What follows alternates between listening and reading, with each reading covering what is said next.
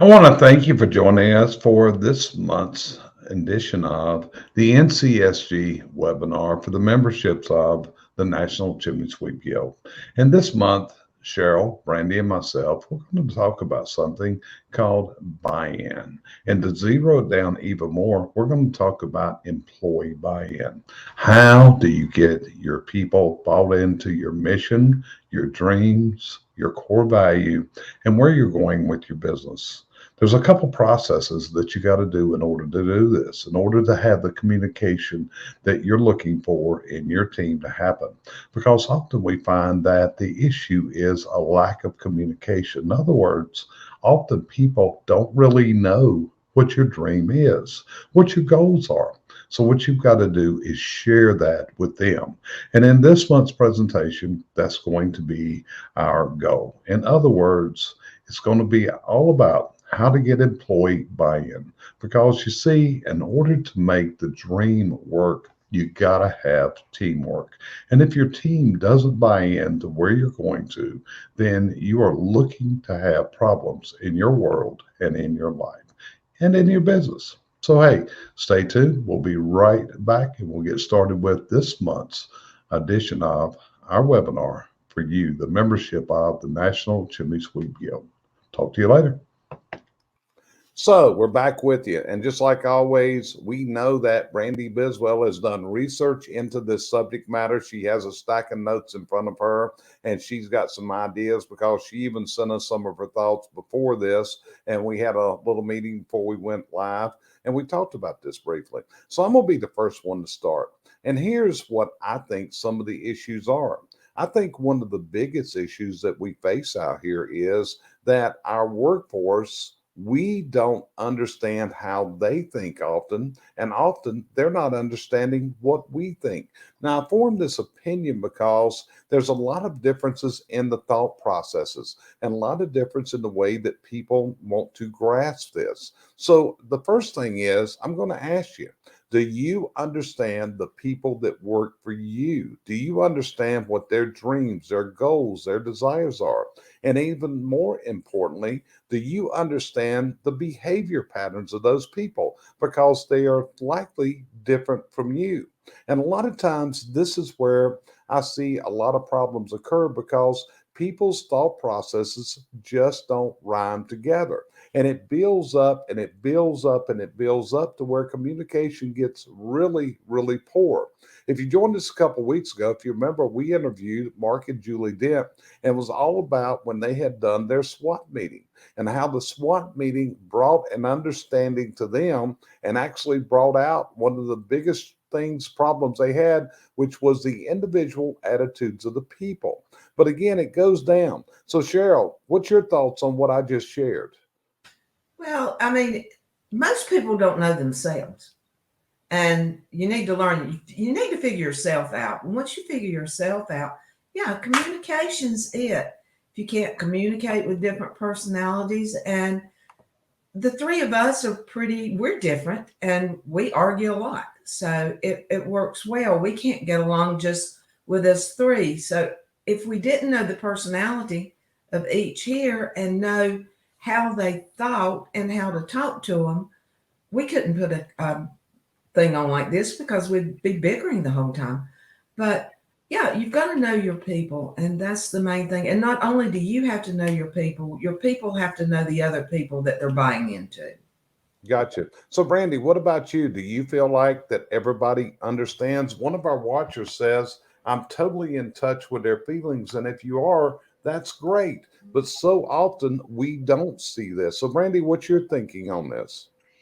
Well, if you think about business, there's not a huge pot of things that are non-negotiable. A lot is negotiable. I'm going to give you an example. A couple weeks ago, we had one of our employees come to us and tell us that he had taken another job.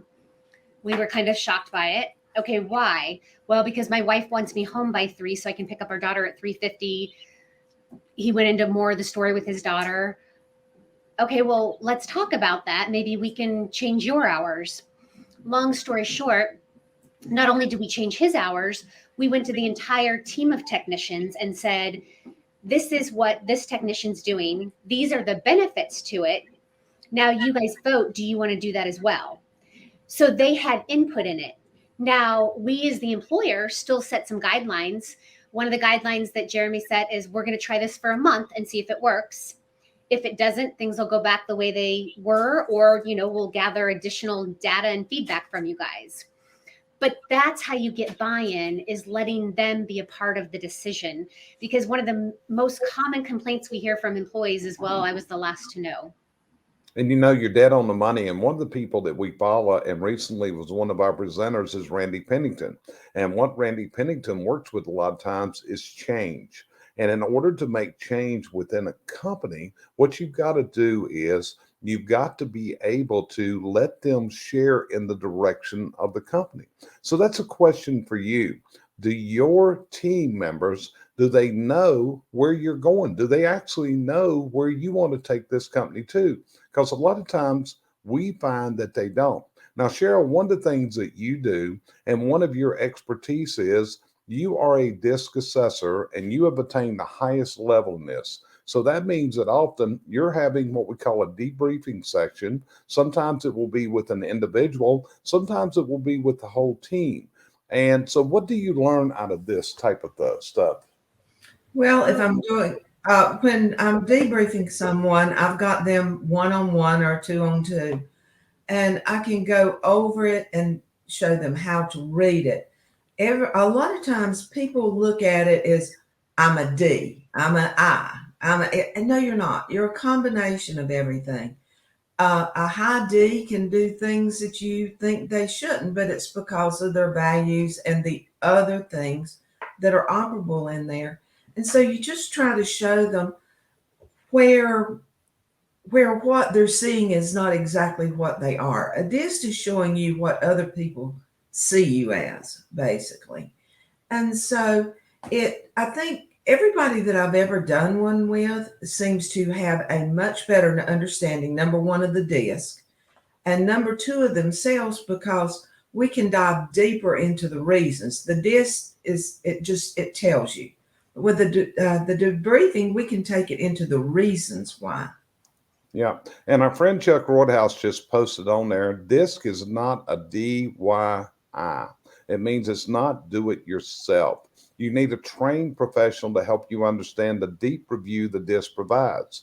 Without this interpretation by a trained person is a waste of resources, time, and money. Get the ROI by using Cheryl at cbc.com. So Cheryl, what's your thought as you see Chuck offer that comment into what we're saying? I think a man that had looked at it before is actually now looking at it in a whole new way, in a way that can be used for himself and his wife, and as a tool for his clients. So it makes me feel good, because you've actually got to someone and they're not looking at it as a superficial piece of paper. Yeah, that's exactly right. So, what we're talking about here is understanding the behavior patterns in order to understand your people. Now, Brandy, you exactly were not a believer in a lot of things when you came with us. You didn't believe in SWOT processes. You probably had no idea about the DISC, but at the same time, as you've done research and you've learned, you've become believer in these processes that we preach. So when we talk about understanding of the workforce of what the mission is, how important is it for that behavior pattern to accept it, from your opinion? Well, I mean, it's critical. You have to, as somebody said, know the feelings of their employees. You have to know where they fall and how to talk to them. How do you appeal to their style? It's interesting. When Cheryl was talking about the DISC, I had thought last night, I don't know if we have any people out here who are fans of Big World, Little People, but it's a reality show and my daughter and I watch it. They're from Georgia and we watch it every night. Anyway, last night's episode, the dad was going into car sales. His son was in car sales and doing great. And so he decided, I'm going to go into car sales. And a lot of it was about his TikTok videos and making things to get him out there. And so it got me to thinking, I wonder what he is on the DISC. He's definitely got an outgoing personality. But, without seeing it, I'm not a DISC professional. I've not been to any DISC classes. So anything that I guess or anything that I say is just an opinion without any facts or research behind it. But I could go to Cheryl and say, hey, what do you think about this? And because she's been through all the levels there is to take about on DISC, she could actually give me like a professional opinion. So Cheryl, we'll talk about that online after, and you can tell me what you think. Roloff is there. No, not Roloff. I'm sorry. That's a different show. Matt is his name, but you can tell me what you think and I can show you a clip of the show. Yeah. So, Cheryl, while we're on this, one of the things that you can determine whenever you do these type of assessments, if people are introverts or extroverts. And I think a lot of times that's what we see. I can remember that Brandy had a young lady that worked for her. She was an exceptional person, did an exceptional job, but she was scared to raise her hand and ask a question. And that's often what goes on, that people don't like to raise their hand and ask a question. It was like I did training this week. And to be honest with you, if I call on somebody that's in the room and ask them come to the front of the room and do something with the chart, with the PowerPoint that's on the wall, on the pictures, and spot it out, the introvert is very, very hesitant. It actually raises anxiety up. And a lot of times that may be the problem, is people on your workforce may be really consumed by anxiety and they're scared to ask the questions. Am I on track with that thinking, or am I off track? You're totally on track. A D and an I, as a rule, depending on a lot of their values, will run up there. Okay, let me do this. An S and a C, they want to know a little bit more. They prefer to know what you know, not for you to know what they know.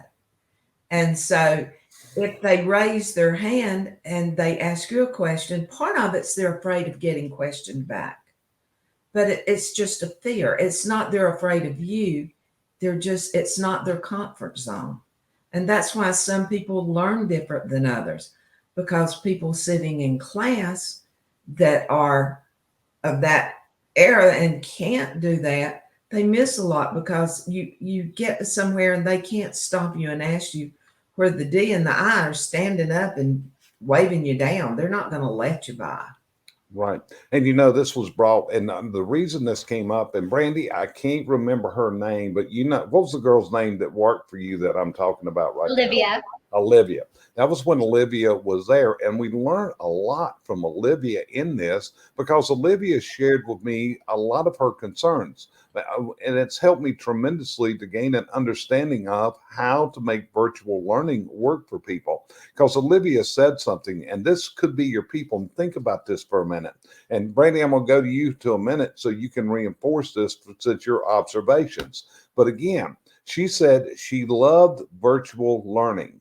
And the reason she loved virtual learning was she could stop that presentation at any time. She could go back and repeat it, and she could stop it and go do research on that. Okay. So this is a lot of times, again, I don't think a lot of people actually understand what their people that work for them are thinking. I know often somebody will get to the point that the employer's got to make a decision. I've got to terminate this person, or the person turns in a notice and is going somewhere else. And one of the questions I often ask is, was there a time that this was a really good employee? And I'll find out it was. And it's like, okay, what was the day? What was the events whenever you saw this turn that all of a sudden the antagonism came out, or the lack of cooperation, or whatever it was, because often we miss this. So from what I always said, how often am I on track with my thinking, or you think I'm off track here? No, I think you're exactly on track. And back to Olivia real quick. She is wicked smart. Even though she no longer works for us, she is helping my son right now study for his AP stats test that's coming up. Probably one of the smartest people I know. But I think we make assumptions, Jerry, is what you're getting at. We make assumptions about our employees. My assumption on this technician would have been that he was very happy here. He's always smiley. He does a good job. We love him. He loves us. He's got 4 kids and a family to support. He's probably going to be here forever. Instead, I had to question, why did he not feel comfortable coming to us and saying, I need to change my hours. This is what's going on at home with my daughter, or I'm going to have to look for another job. Luckily, we were able to turn around, change his hours, and keep him. But our assumptions were completely wrong, because we weren't actually asking him, which is where we fall so short. So what you're saying is often as managers, as business owners or whatever, we're expecting our people to come tell us when they have these personal challenges. And what I'm hearing you say is you recognize that you should have reached out to him. It's just like the person that was the Facebook user here when they said, I'm totally in touch with my feelings. Let me ask you a question. Did you feel that you were totally in touch with his feelings up till the day that that happened? I definitely didn't feel that he was having feelings other than what my assumptions were. I can tell you that. And I definitely, this is where, Jerry, we talk about the stay interview. And I definitely have been so busy lately with CVC that I have probably haven't focused enough on my own people and doing their stay interviews, because I probably would have found out that information had I been on top of it. Okay. But again, so we see from this and we learn from this. So, Cheryl, when you do the DISC debriefing with an individual that works for one of our clients that's engaged your services, do you find that they have often had an open communication, or do you find that they are scared to express their true feelings to their employer? The majority are afraid to express. They're afraid that it's their job. It can mean their job. They're not comfortable doing it. If they say anything, they're just so afraid of being looked down on and as not being the person that you need in your company. So there's still that fear of the owner of the company, because if we say the wrong thing, does that put us in a different class with our peers in the group? So yeah, and that's something that's really hard to pull out until they're into a business, unless I know the business owner really well. Yep, I understand. So Cheryl, you do a lot. You do some shows besides this, some broadcasts, those type of things. In fact, you were interviewed yesterday on a by Lynn Serrano and Debbie, friend of hers, on a show that they do. So often people say that you speak in words that bring out their true feelings. It kind of strikes them. So how do you gauge a person's personality to say the right words to get them to share with Mama Cheryl what their personal problems are? Mama Cheryl. Okay. Actually, their favorite aunt is what they call me. So yeah, it's you talk in their language. You want to make sure that you're talking in a way that they can hear you, where their heart hears you, especially in certain situations, because we had got off on some more personal subjects yesterday. And it's you've got to be a you've got to heart. I had said something yesterday and they thought it was so cool. You've got to have a heart to teach a heart. And if you can become part of the way this person feels and you understand it, you can speak to them. You may not have the answers, but if they just know that someone's comfortable enough to listen to them, and there's the big thing, if they will listen to them, and then, if you've got some advice, give it. If you don't, just hug them or something, because the main thing is you don't have them all. But if you can just give people hope that they can find the answers, I think that's where it all comes around a lot of times. Yeah. And Sean Kramer just put an excellent comment on there. I think one-on-one with each team member makes a big difference. It's something I know I need to improve on with our team. So when you look at it, like I said, understanding the people that are there and that kind of stuff. So Brandy, let me ask you a question. You said, just like myself and Cheryl, and so you'll know if we've never told you before, we all have very high D personalities. And by being very high, we can be demanding people. Okay. In fact, Brandy's the very demanding person if you get to know her and everything else. But Brandy, did you learn from this how you needed to control that D personality to communicate effectively with the people that you lead? Oh, absolutely. Because as we've talked before, I have every single letter here in my office. And so I could really scare one of them with my high D personality. So I have to learn to temper that down and tone it down. And I wanted to go back to real quick to what Sean said too, because I think it's such an important point. What that is that's creating culture. It's creating a culture of an open door policy where we can get together and talk one on one, and you can tell me what's going on. And maybe if Sean's thinking about making a huge change, he can get their input by themselves so that there's not like the group think going on. Sean, one thing I would even recommend, and again, it's as I used to tell the nurses I trained, do as I say, not as I do. Because I'm not doing this, but I've always wanted to. If you can make the time, and it is time consuming, but just schedule with each of them to take them and meet them for coffee or breakfast and do the one-on-one that way where it's out of the work environment, they will open up even so much more.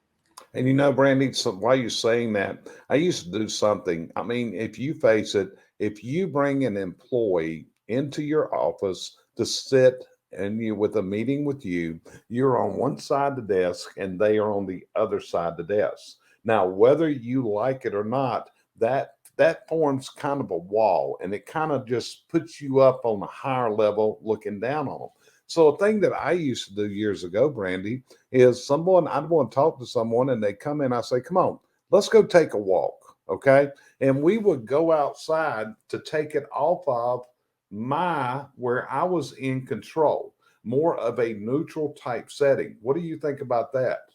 So I 100% agree. And I'm going to show you for when I can't do that, because like today in Kansas City, it's pouring down rain. Let me see if I can get my camera. Hopefully you don't see my messy desk. So let's see if you can see over there. I don't know how to use the camera, obviously, to get it over there. I'm trying to show you you can see a sofa over there. There we go. So I have a sofa that it's directly across from me, because you're right. That's one of the things I learned years ago is when you're interviewing somebody, you do not want to have them across the desk, because you're not going to get good, open, honest communication and answers. So that way when I interview them, I ask them to sit on the couch, or if it's just one of my employees coming in to talk to me. And that way all I have to do is turn like this and we're close and we're face to face. They're sitting on a couch. So it seems more of a relaxed thing than such a formal thing. And it just allows them to help relax and open up. So you're absolutely right. So, Sean, think about that, because she may have said something right there. Because when you go in your office, it is an office door, it is shut down. So, those are the type things that you're going through, some of the changes you're going through that may help you in what you're going through. So, Cheryl, I've kind of went off on a tangent on this thing with over here on the disc side. What additional thoughts do you have of how do we bring our people into understanding our mission and our dream and buying into it? What's your thoughts? Transparency. I think that is number one. Your transparency of what the company is. I mean, they don't have to know every single digit or things like that. That's not where I'm going with that. But you need to have the open door policy. You need to be able to open up to them when there's a problem. We always tend, when we get into a problem, the office shuts down and it becomes this secret thing going on. And then all of a sudden everybody's out of a job. So I think as long as you're transparent, you've got some wonderful ideas out there. Bring them in, let them work, have group outings, have outings at the office where it's not like a SWAT or anything, but where you're just standing around and talking and asking questions. Again, make it kind of like a family and get their opinions. Don't leave them hanging out there. Keep the communication open. I think that's where people start buying in. It's not always the money. A lot of times it's the people. Okay. So good thoughts processes. What about you, Brandy? You've done some research. What did you have there? I kind of directed it my way for a while. But what's your thoughts in your mind here on this subject matter of gaining the buy-in of your people for your mission and your dreams? Yeah, not so much the research that I did, but what I do. I've hired 2 new technicians this week. And one thing I do is I tell them, I'm not going to paint you rainbows. So I always joke with my husband that, like, if he's interviewing them, he's painting rainbows and unicorns, and this is going to be the best job you've ever had, and it's the best place to work. I take a little bit of the opposite approach. Yes, I tell them the good, but I also tell them when I've had employees quit it's because of this, this, this, and this, and this, and this. So I'm being upfront with them right up front. I'm telling them about the heat in the summer that they're going to be working in, the cold in the winter that they're going to be working in. I'm giving them those situations so that they don't come into this blindsided. And I think that's important for buy-in. Another thing that comes to mind, if you're making change and you want buy-in, you have to break it down into pieces and you can't change everything at once. So Jerry, one of the things that comes to my mind is Service Titan. We have a lot of our clients that are onboarding with Service Titan. That is a monumental task. So you don't want to bring on Service Titan, Phones Pro, Marketing Pro, and change hours and make all these huge changes at once because you're going to fail. But if you bring on Service Titan and you break it down into steps for everyone, and this week you're going to watch this video, this day you're going to do this, and break it down for them, you're much more likely to get buy-in. Yep. And that's a really, really good point of view, because actually we have a lot of clients right now and they are going through implementation of Service Titan, which can be a bear. And to be honest with you, every single time that we see Service Titan as a software fails, Brandy, would you agree it's going to go back to the way it was set up and someone strayed from the suggested path? Would you say that would be true? Absolutely. And not holding your people accountable. One of the worst things you can do is make a change, but then not hold the people accountable to it. Got you covered. So from that point, breaking it down. So, and see what I'm getting at here, we have people that are implementing the Service Titan, and also they have actually purchased Al Levy's manual system. So what we have here is we have two gigantic tasks within the company.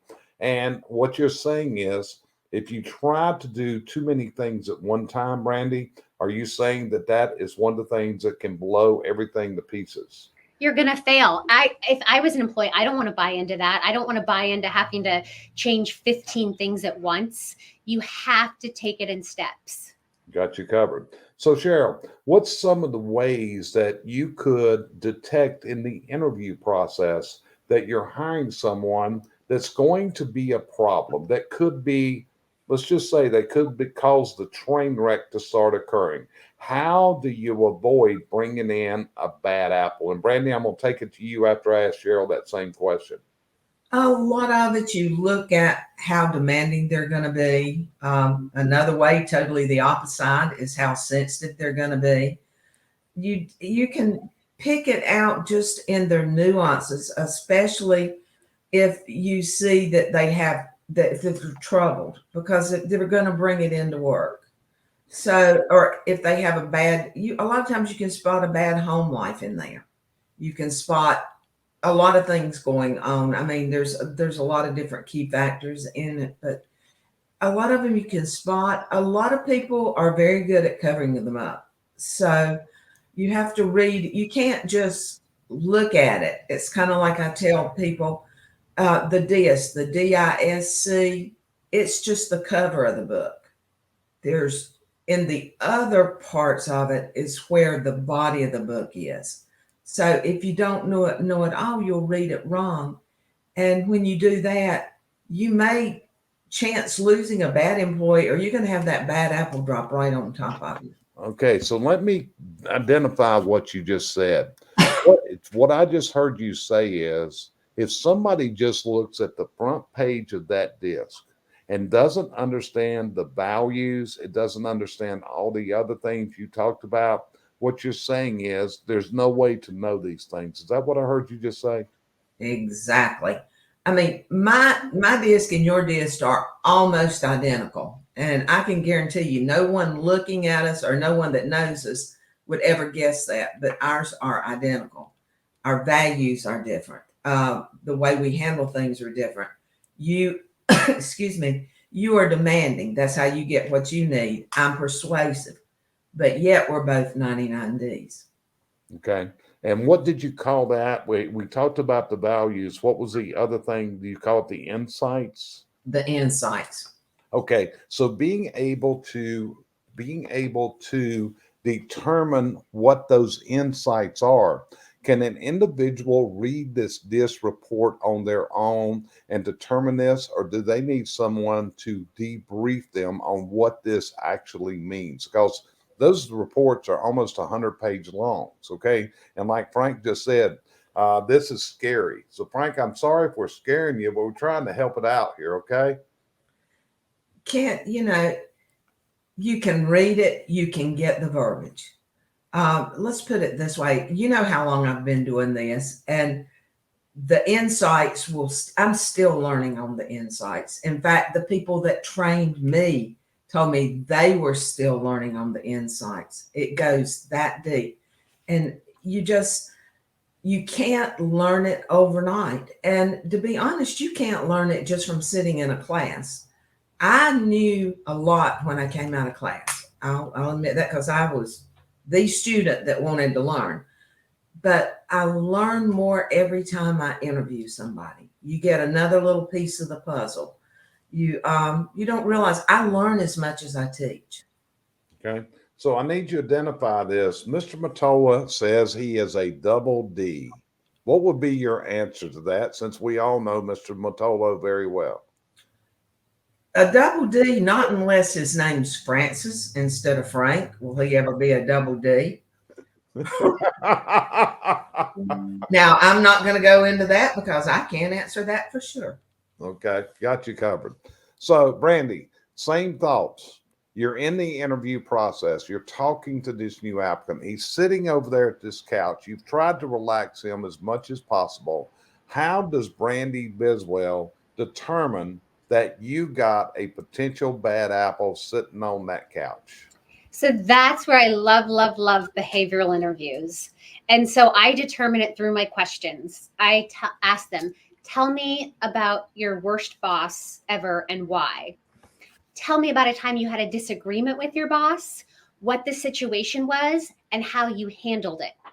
Tell me about what your pet peeve is in the workplace. And then if I'm currently hiring for one of my clients who is not in the chimney and fireplace industry. And one of their big things was they've had a lot of drama in the past. So then I'm specifically asking questions on drama, trying to see, are they a high dramatic person? If they say their pet peeve is drama in the workplace, we're like, great to go. But I do it all through questioning and watching their body language. You can usually tell if they're like making up some BS story or if it's a real story. Because behavioral interviews, I love to conduct them, but I hate to be the one receiving them because they're hard. They're the hardest interview you can go through.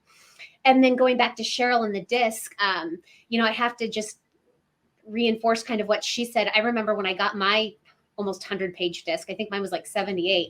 And I remember reading through it before I talked with Cheryl and thinking, well, that's not right. And then I was interpreting things way different than what Cheryl explained to me. So I think that her debriefing is critical, or I would have had a whole different picture of the disc.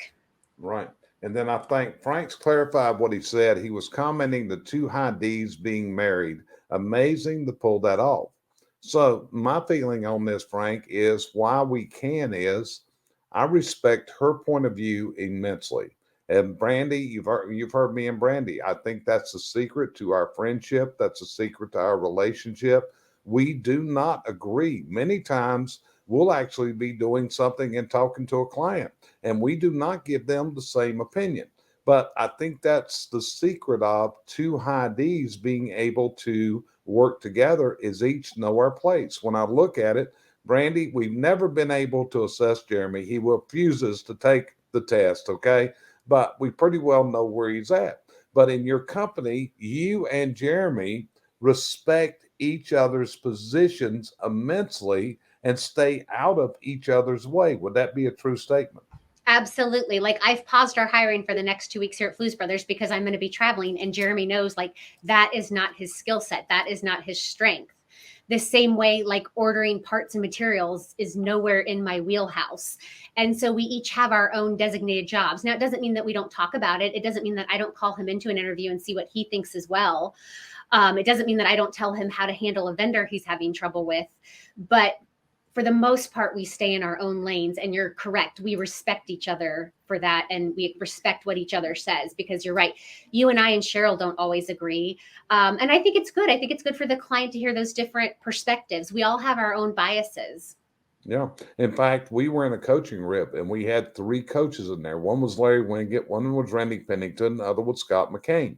And that was one of the things, which was you had three distinct different opinions that were being offered. None of them were bad, but it gave you the opportunity to give those differing opinions and listening to them. So at this point, I want to share something with everybody that's listening right now. We are getting ready to form another group coaching out here. And this is going to be a group coaching where all three of us are involved. So, what you just heard is what you get in that group coaching. You actually get three different points of view on every single call. So, if group coaching is something that you may be interested in, please reach out to one of us. We'll be glad to take you through the program. We're going to be launching our next group in May, and we'd love to have people that would like to be into this.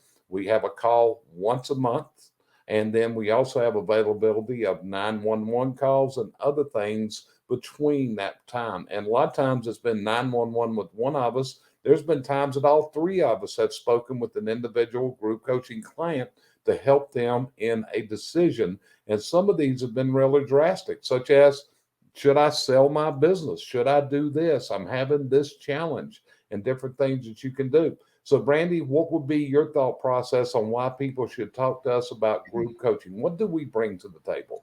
Well, I was kind of laughing, thinking maybe one of the reasons is because they won't be the initial group. So we've spent the last year with two other groups, and so we've had that last whole year to kind of perfect the group coaching process. And we've even changed our process along the way based upon the feedback we got from some of the members. So this group coming in now won't be getting I equate it back to everything in healthcare. It's not like the first time I drew blood on a patient, they're going to be like the 10th person. So it's a more perfected system. Also, I think what we found for the last two groups is they have just enjoyed building that cohort together. And so it's not only us. In fact, we try to remain silent as possible as we can for 3Ds and let the group give their feedback and let the group talk. And then, like you said, those 911 calls, I think, have really put a lot of people's mind at ease when it's right in the moment. They've got something big happening and they're not sure how to handle it. And they've got to handle it in the next hour or two. And they reach out and we hop on a call with them. Yep, and it's like some of them we've interceded. Like with we had one company that had a real challenge with ServiceTitan and implementation. We interceded with ServiceTitan to get them the help that they needed. So, Cheryl, what about from your standpoint? Why should people look at our group coaching? What's their advantage to that? Well, as we said before, you have the camaraderie. You have three people that have worked really hard at doing this. If needed, we bring in another speaker if we would have to, or if we can't bring them in, we will find the knowledge out to get it back to them. I have been amazed to watch this last group grow like they have. I remember the first class, everybody was just sitting there like photos on the wall, and we were having to pull things out of them. And the last one, we hardly got a word in edgewise. They were working out their own problems. They were working with each other. And that's what we wanted to see. You need to have the peers that you can go to when you can't reach out to someone else. And we've had people make very good acquaintances in these. And I think it's been great. We also don't overlap anybody. If you live in a certain town, and you have signed up, we will not sign anybody up on top of you at all. If we will let you know that someone's wanting in, and then if they're not a competitor, you can, but we respect your wishes, which I think's a lot of things that a lot of other coaching groups don't do. And it's just the group thing. It's kind of like having a team. I think, to me, it's much more special than the one-on-ones at times. And It's more affordable too, Cheryl. That's what I always think. Like, not everybody can afford one-on-one coaching. It's expensive because it's hard work, but the group coaching is much, much more affordable. Plus, you have all those other opinions besides just your coach. Right. And so people are aware, we have some people that are one-on-one clients of mine, and they are also in a group coaching group. So they like that. Now, to clarify what Cheryl said on there, if we have one person that signs up in a market area and a second person, we will take it to the first person. They have to approve their membership. But actually, right now, we do have two competitors in the same group that was approved by the original member that actually used to work for the first company. So it was kind of a strange relationship, but it's actually worked out extremely well. So as we go through here, let's give them one more idea about how to get this teamwork. So here's mine.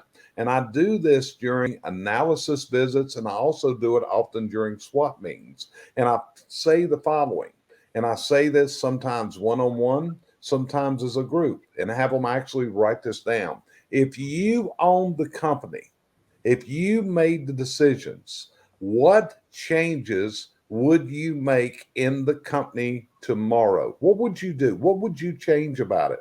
And that might be something that you consider asking your people. What are the changes that you would make in the company? So that's one of my ideas. So, Brandy, what's one of your ideas that people could consider to do this buy-in exercise? So I like if you as the employer identify a problem, instead of coming up with solutions, take it to the team and ask them what solutions they think. If you have a larger company, maybe even form like a small committee of 3 or 4 people, and you're going to work on this problem and you're going to come up with the solution. Because again, if they come up with the solution, then buy-in's not an issue. Got you covered. And that goes back to what Randy Pennington said, which is involve your people in helping to set up the change. That's what it's like. It's just like if you're going to implement Service Titan, it's going to be a pain. You've got to get your people's buy-in, or they can wreck this whole thing before long and everything goes bad. So, Cheryl, what's your idea? You got any additional ideas to share with people? I think a lot of it would be to ask your people why they want to work there. What makes you want to buy in? I think that's a good start. If you don't know the answer yourself, find out what makes it great for them to work there, and let the other people interact with it. Also, one thing you used to say is the question, would you work for you? That's it. I think that's a way to start. Right. Find out why they work for you. Right. We did an episode a couple weeks ago, and it was based on this book right here, which is by Dr. John Maxwell, The 17 Indisputable Laws of Teamwork. Because this is one thing, and it's what we did on the promotions for the day. If you're going to make your dream work, you better have your team working together, because without teamwork, your dream is not going to work. It's just quite simply the way it is. So, Cheryl, anything else you'd add on today's episode before we hang up for today? My thing would be just to, number one, first look at yourself, figure out what you are, who you are, what you want, and then go to your company and find out the same answers. There you go. Brandy, you got anything else you want to add? Just that if you're interested in the group coaching and you have further questions, feel free to reach out to any of the 3 of us. Our emails are up, and we'd be happy to tell you more about it. One of the nice things is we always start group coaching with what happens in group coaching stays in group coaching. So it's kind of like Vegas. So you don't have to worry about saying something in there that's then going to be told to the world, which is what I really like. That's it.